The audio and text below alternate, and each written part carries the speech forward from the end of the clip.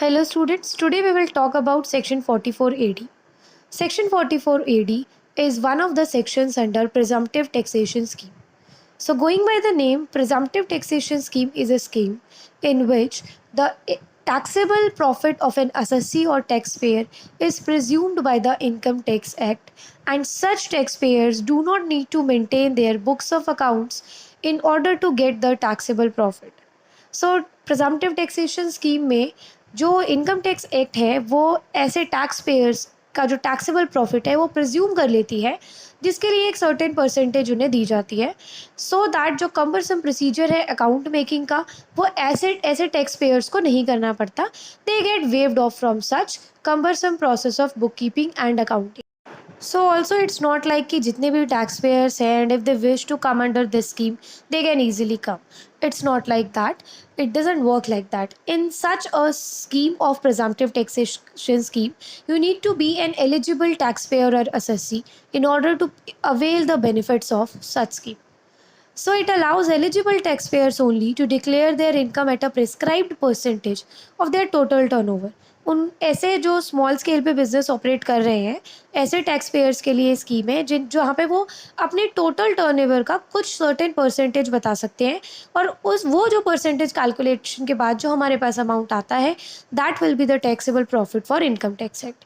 Detailed book keeping की कोई ज़रूरत नहीं है. इसमें एक स्टैंडर्ड परसेंटेज अज्यूम कर ली जाएगी जहाँ पे वही आपकी नेट इनकम और टैक्सेबल प्रॉफिट अज्यूम करी जाएगी. For example if you see, businesses can declare 8% of the turnover as their income or taxable profit if the transactions are in cash, and the percentage is 6% if you are going through the banking channels for such transaction. So now point wise we will talk about the objectives of presumptive taxation scheme of 44AD. See, we have many sections under presumptive taxation. So 44AD is one of those presumptive taxation scheme. तो क्या objectives हैं? तो जो first objective है ये benefits tax payers को देने का, दैट इज़ सिंप्लीफिकेशन, कि उनकी जो अकाउंट कीपिंग है वो सिंप्लीफाई हो जाए, बिकॉज ऑलरेडी वो इतने ज़्यादा लार्ज स्केल पे अपना बिजनेस ऑपरेट नहीं कर रहे. तो हम उन्हें ऑप्शन देते हैं कि ठीक है, even if you are operating your business at a small scale तब भी आप टैक्स तो पे करो एटलीस्ट कुछ. अब वो इतनी बुक कीपिंग करेंगे, फिर अपना टैक्सेबल प्रॉफिट कैलकुलेट करेंगे, और मे बी जितना भी उनका टैक्सेबल प्रॉफिट होता इन केस तो उस पर इतना टैक्स इनकम टैक्स वैसे भी नहीं लेती, राइट. तो हम उनको ये प्रोसीजर सिंप्लीफाई करने का ऑप्शन देते हैं कि ठीक है, हमने 8% ले लिया है अगर आप कैश से कर रहे हैं, और 6% ले लिया अगर आप अदर बैंकिंग चैनल से कर रहे हैं, तो इस परसेंटेज पे आप टर्नओवर कैलकुलेट करके बता दो. The second objective we have is increased compliance. Maybe it could be a case कि जहाँ पे जो स्मॉल स्केल ऑपरेटर्स हैं वो टैक्स अवॉइड करने की कोशिश करें या टैक्स इवेड करने की कोशिश करें. बेटर वुड बी कि अगर हम उनको खुद से ही एक सर्टेन परसेंटेज बता दें कि जो भी आपका टर्नओवर है आप उसका इतना परसेंट टैक्सेबल प्रॉफिट बता दो और उसी टैक्सेबल प्रॉफिट पर टैक्स कैलकुलेट हो जाएगा, सो दैट जो टैक्सेशन कंप्लायंस है एटलीस्ट वो बढ़े और जो स्कोप है टैक्स अवॉइडेंस का या टैक्स इवेजन का वो रिड्यूस हो जाए. It also reduces the burden on tax administration, कि वो उनका चेक करें रिटर्न वगैरह कि ठीक है या नहीं. कुछ चेक करने की ज़रूरत नहीं है बिकॉज ऑलरेडी वो बुक्स मेंटेन नहीं कर रहे हैं. अब जो भी उनका टर्नओवर है उसका एक सर्टेन परसेंटेज कैलकुलेट कर लोगे which will be your taxable profit, and it is also cost effective at the same time. Now why is it cost effective?